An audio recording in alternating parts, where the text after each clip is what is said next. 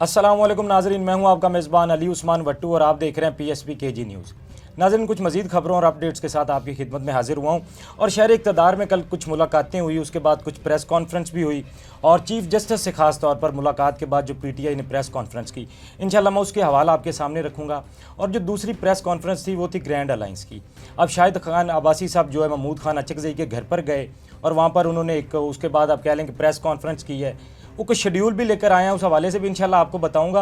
और फिर grand alliance जिस तरह इमरान खान सोच रहा था कि बाकी पार्टियां भी उनके साथ मिलें या जो वो चाहते थे, अब वो हमें किसी हद तक होता नज़र आ रहा है। तो इंशाल्लाह उसके हवाले में आपके सामने रखूंगा, क्योंकि अब वो इस्लामाबाद से निकल कर कुछ कराची की तरफ जा रहे हैं। वहाँ पर क्या प्लान्स हैं उनके, उस पर बात करेंगे। और क्योंकि जो कल की मेन हाईलाइट थी आप कह लें, वो तो थी PTI की जो मुलाकात हुई है चीफ जस्टिस से, उस पर तो हम लोग बात करेंगे। लेकिन आप लोगों को पता है कि KP के गवर्नमेंट ने अरबाब न्याज़ जो क्रिकेट स्टेडियम था उसका नाम इमरान खान के नाम से मंसूब किया था। तो सोशल मीडिया पर इस हवाले से बात हो रही थी, क्योंकि बहुत ज़्यादा लोग इस पर गुफ्तगू कर रहे थे। अब कल मैं देख रहा था जो सोशल मीडिया पर एक अच्छी चीज़ थी जो मुझे लगा कि PTI के कुछ लोग इस बात पर तनकीद कर रहे हैं। और उनकी तनकीद की वजह क्या थी, क्योंकि वो कह रहे थे कि ये इमरान खान का तरीके की सियासत नहीं है, या जो इमरान खान चाहते थे ये वो सियासत नहीं है। ये तो उनके मुखालिफिन कह लेंगे जो सियासत करते हैं, किसी हॉस्पिटल को अपने नाम से मंसूब कर दिया या कोई भी नया प्रोजेक्ट आता है तो उसको अपने नाम से मंसूब कर दिया। उन्होंने कहा इमरान खान तो इस चीज़ के ख़िलाफ़ था। और ठीक है, आपने अगर किया भी है कि इमरान खान के नाम से वो मंसूब होना चाहिए, तो ये चीज़ नहीं होनी चाहिए थी। तो ये एक अच्छी बात लगी मुझे। बहरहाल जी, आप भी इस हवाले से अपना हमें कमेंट बॉक्स में ज़रूर बताइएगा कि आपकी क्या राय है, क्योंकि आपकी राय ही सबसे ज़्यादा कह लें कि वैल्यू रखती है। और हो सकता है कि अगर आप लोग ऐसा समझते हैं कि खान साहब ये सियासत नहीं चाहते थे और ये नहीं होना चाहिए, तो शायद इस वजह से KP के गवर्नमेंट अपना फ़ैसला वापस ले ले। अच्छा, अब हम लोग ये तो खैर इस हवाले से बात होगी, थोड़ा सा जो पहली प्रेस कॉन्फ्रेंस है उस हवाले से बात करते हैं।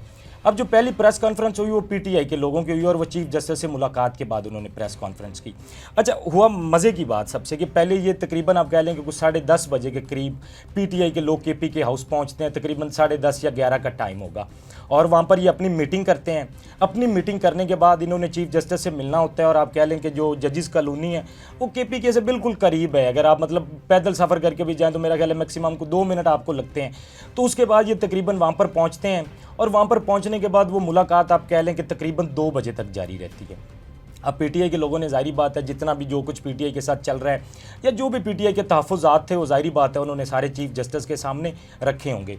और एक इसमें जो कल की ये मुलाकात थी उसमें एक मुख्तलिफ चीज़ आप कह लें कि ये थी कि पहले कभी भी ऐसा नहीं हुआ। ठीक है कि हुकूमत के साथ तो चीफ जस्टिस के आप कह लें कि राब्ते रहते हैं या मुलाकातें रहती हैं, लेकिन अपोजिशन के साथ इस तरह कभी भी इंटरेक्शन चीफ जस्टिस साहब का नहीं था। तो ये कल आप कह लें कि चीफ जस्टिस साहब की तरफ से ये बाकायदा मुलाकात जो है वो प्लान की गई और उसके बाद जो है PTI के लोग मिले। अच्छा, PTI को लगता है कि ये मुलाकात शायद PTI के लोगों से इसलिए हुई है क्योंकि IMF की जो मुलाकात हुई थी चीफ जस्टिस साहब से, तो उसमें कुछ इस तरह के डेवलपमेंट्स हुई हैं या IMF ने कहा है। और ये मैं को आपको ख़बर नहीं दे रहा हूँ, ये PTI के लोगों का ख्याल है। उनको लगता है ये कि शायद ये चीफ जस्टिस से जो PTI की मुलाकात हुई है उसकी वजह IMF से जो पहले मुलाकात हुई है चीफ जस्टिस साहब की वो है।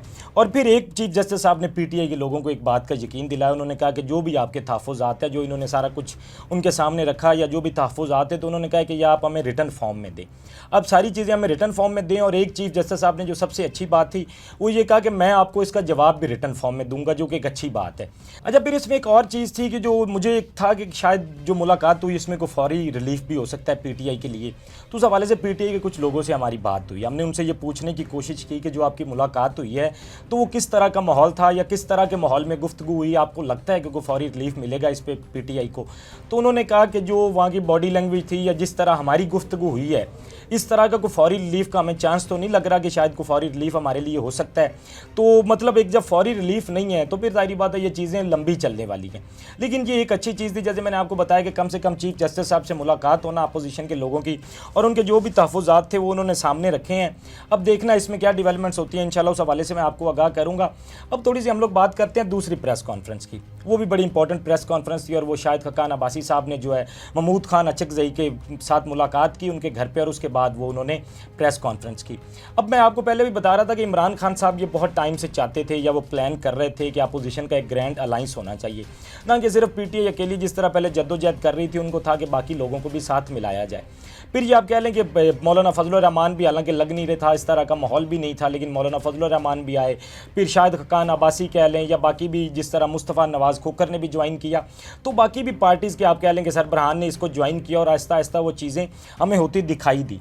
अब इन्होंने एक प्लान किया है और वो प्लान ये किया है कि ये APC की ऑल पार्टीज़ कॉन्फ्रेंस करने जा रहे हैं इस्लामाबाद के अंदर, जिसकी उन्होंने इसमें डेट भी अनाउंस कर दी और वो डेट उन्होंने अनाउंस की है 26 और 27 की।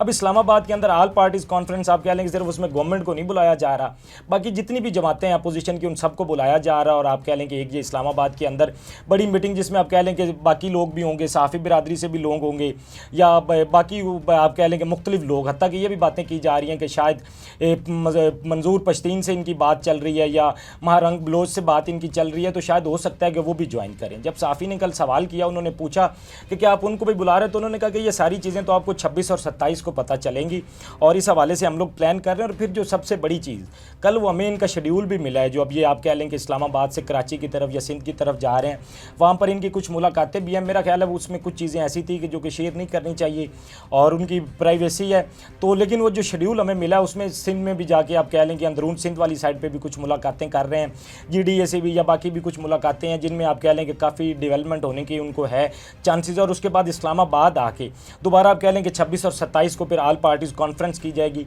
और ये एक बड़ी डेवलपमेंट हो रही है। हत्ता कि मैंने आपको बताया कि ये चीज़ें लग नहीं रही थी।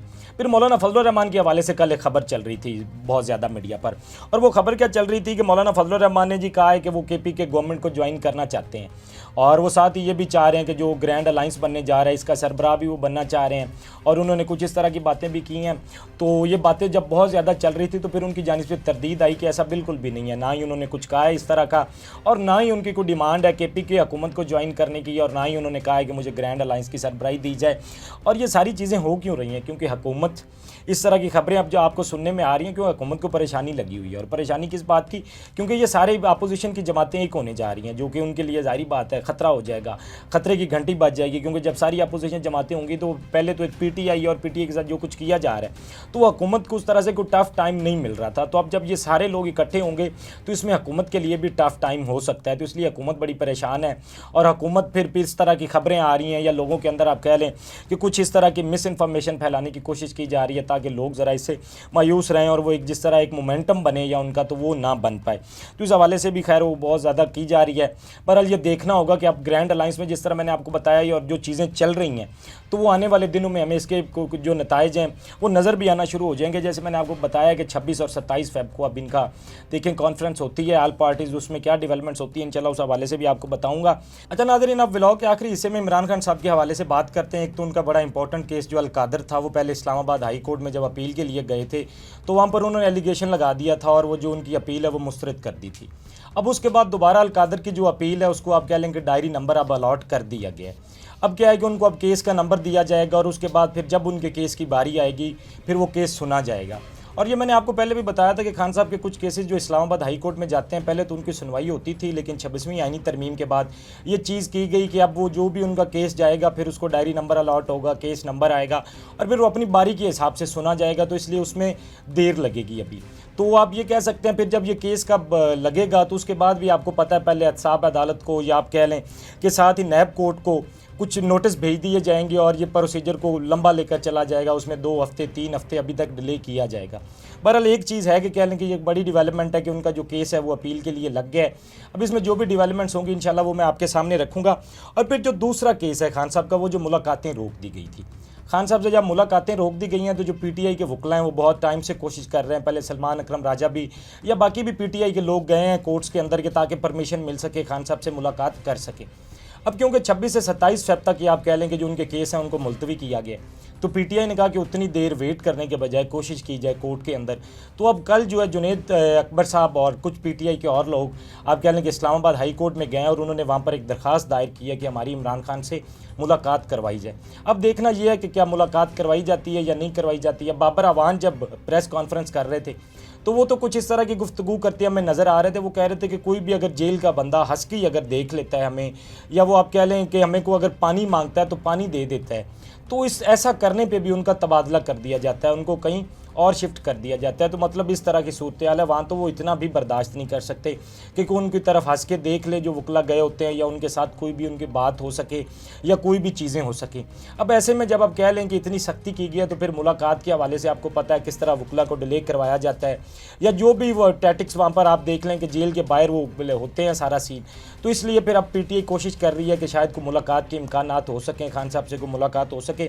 बहरहाल जो भी डेवलपमेंट्स होंगी इंशाल्लाह आपके सामने रखेंगे। अब तक के लिए इतना ही। अपने फीडबैक से हमें ज़रूर आगाह कीजिएगा और मुझे दीजिए इजाज़त। अल्लाह निगहबान। इस तरह की और वीडियोस देखने के लिए सब्सक्राइब कीजिए हमारा चैनल और देखते रहिए PSPKG न्यूज़।